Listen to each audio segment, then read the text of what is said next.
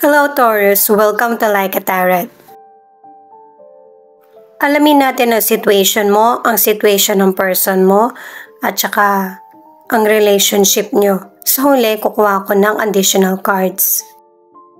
Ikaw na lang bahala magpalit kasi baka ang masabi ko ay yung patungkol sa person mo kahit na card mo naman. Angels and guides, please guide us. Thank you.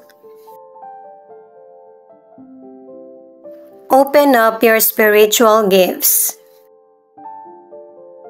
Ang ibig sabihin nito ay maging thankful ka kasi nag-grow yung spiritual connection mo sa guide mo. Inaalalayan ka ng guide mo gamit ang kutob or panaginip. Ito naman yung situation ng person mo. Let it go. May mga negative situation na hindi ka na dapat nag-i-stay. Magstay ka sa happy situation at saka positive. Gamit ang tarot cards, alamin natin kung bakit ipinakita itong spiritual gifts. Itong mga mystical cards mo at ng person mo. Para sa mga bagong viewers, ang reading na ito ay timeless reading, general reading at guide po lamang. Hindi po magre-resonate sa lahat. Kaya kunin mo lang yung akma sa sitwasyon mo. At kung kailan mo napanood ang reading na ito, yon ang start ng 1 week reading para sa iyo. Ikaw na bahala magpalit kung si person mo ito o ikaw.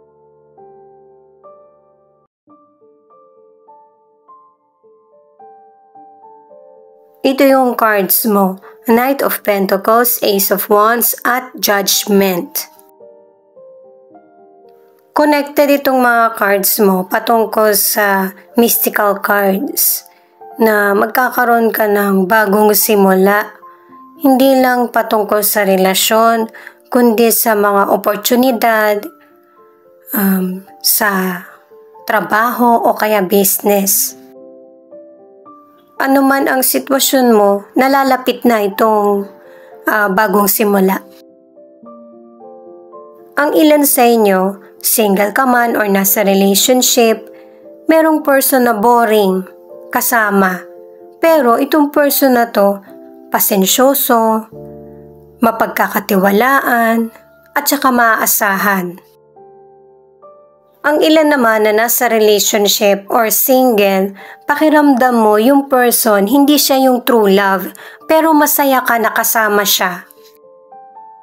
Pero base sa mga cards, kasi pare-pareho kung single ka man or nasa relationship, hindi naman ibig sabihin putulin mo na yung connection sa person. Pero maging honest ka sa kung ano yung mga gusto mong mangyari or inaasahan sa relasyon. Para maging open din siya sa iyo. Hindi naman kailangan 100% na akma yung mga naiisip nyo or expectations. Kailangan kasi na balanse. Merong give and take at saka alam nyo kung ano yung totoong connection yung dalawa. At saka kailangan din na maging totoo sa sarili. Kung ito bang relasyon ang gusto mo or person na gusto mo o hindi. At saka sa mga single, nakadalawang cards ka na meron kang gustong person pero hindi mo sinasabi yung feelings mo sa kanya. Itong let it go na situation naman ng person mo ang hanapin natin ng cards. Pero ituloy ko lang. At saka sa ilang single, urong-sulong ka sa pag-amin kung aaminin mo ba na gusto mo yung potential person or hindi. At ang advice ng mga cards ay hayaan mo yung feelings mo ang magdikta sa iyo kung ano yung dapat gawin. Kaya ang ilang single, huwag ka magtaka kung bakit wala ka pa ring love life. Kasi nga, nandun yung takot sa iyo. I-let go mo ito. Ito na yung cards ng person mo. 4 of Wands, 5 of Pentacles, at 3 of Wands. Ipinapakita sa mga cards na yung person mo ay happy sa nangyayaring sitwasyon niya ngayon.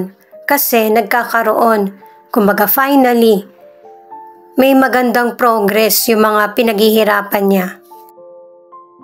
At itong mystical card na let it go. Halimbawa, busy sa trabaho, hindi pwedeng dun lang nakafocus. Bigyan din ng solution yung mga pang-araw-araw na issue sa buhay. Kasi unti-unti itong lumalaki na problema. Kasi kung tutuusin, kaya naman makipag-connect at saka magkaroon ng communication para hindi ito maging lifetime na issue. Kasi guys, sa cards na ito ipinapakita na may person na yung sarili lang talaga niya yung inangat niya. Pero yung mga tao sa paligid niya na dapat mas binibigyan niya ng priority, hindi niya nabibigyan ng pansin. Sa mga single, may potential person na magbibigay sa'yo ng long-lasting na relasyon. Ang problema lang sa ilang single ay nagkukumpara ka sa nakaraan.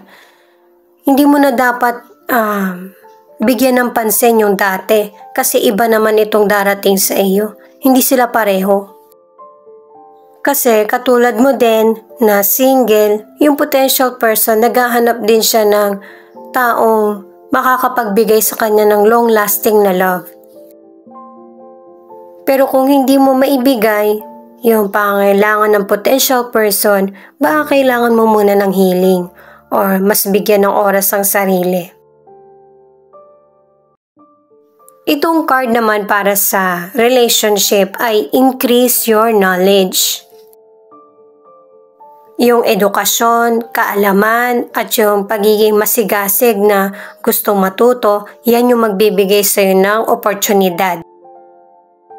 Ituloy ko lang guys sa relationship. Napansin ko lang sa relationship, sa cards mo at saka sa cards ng person mo, mukhang nagkakaiba kayo ng prioridad. At ang advice ng mga cards ay kailangan ng connection. Ang ilan kasi sa inyo na nasa relationship, okay naman kayo ng person mo, nagpapatuloy ang relasyon, ang iba naman nagkahiwalay kayo, pero nandun pa rin yung agreement nyo. May ilan kasi na nasa relationship na kailangan nyo maging open sa isa't isa. Meron kayong cards na pareho ang meaning, na kailangan nyo talagang sabihin yung katotohanan kung ano yung dapat na itakbo ng relasyon. Dito sa mga cards ko nababanggitin ang career, financial, at health. Ito yung cards para sa relationship. King of Cups, the Death, at Ten of Wands. Nagtutuloy lang yung reading natin na yung person mo kailangan niya talaga ng emotional stability at saka yung maging mature sa relasyon. Kailangan kasi talaga ng pagbabago. Hindi pwedeng yung isa lang yung nagpupursige para magtuloy-tuloy yung relasyon. Sa career, ang ilan sa inyo, nagfo-focus ka sa career mo. Ang ilan naman hindi makapag-focus. Kasi dalawang cards na yung nagsasabi na kapag hindi ka marunong bumalanse sa career mo, hindi rin ganun kaganda yung magiging pasok ng finances mo or ng money. Kailangan ng maraming oras para magkaroon ng increase yung kaalaman mo sa career at saka sa yung mag-increase din yung kita na meron ka. At saka ang ilang Taurus, healthy ka, pero ang nagbibigay sa'yo ng problem sa health ay yung kakaisip. At saka yung sobrang mag-focus sa problem, iwasan mo ito. Sa mga single, may potential person na darating sa buhay mo. Pwedeng mature siya mag-isip or mas bata siya sa iyo pero mature. Pero dalawang cards na yung nagsasabi na kung gusto mo ng love life, kailangan mo mag-adjust. Ang ilan naman na nasa relationship ay hindi nyo masyadong iniintindi ng person mo yung mga maliliit na problema. Nagpapatuloy kayo sa pagbabagong nangyayari sa relasyon, patungo sa positive. Itong Queen of Pentacles na additional card, ang ibig sabihin ay kailangan bigyan mo rin ng importansya yung mga tao sa paligid mo. Hindi lang yung pag-aalaga sa sarili.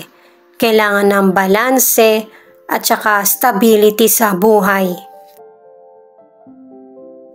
Itong King of Wands naman ay hinihikayat ka na sumugal na para makamit yung success sa buhay.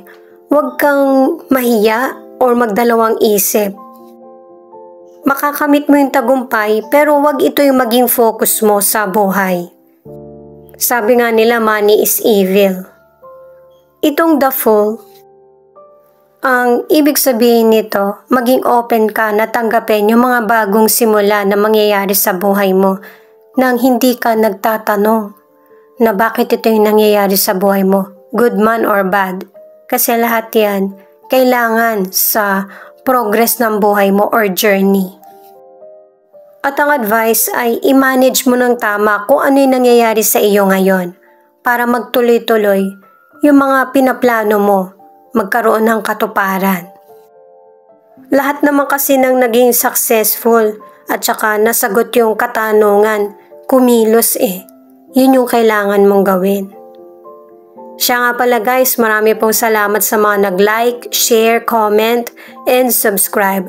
At pati na rin po sa mga nakikinig at nanonood. Saan man panig kayo ng mundo, ingat po kayo palagi. Ito naman ang angel number mo.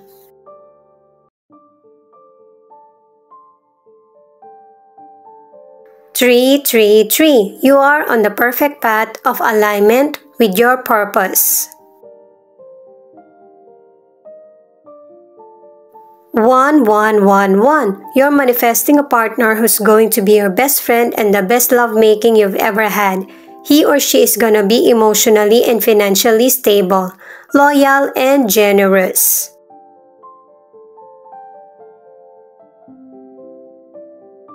Affirm. Success is coming. Type yes if you are ready.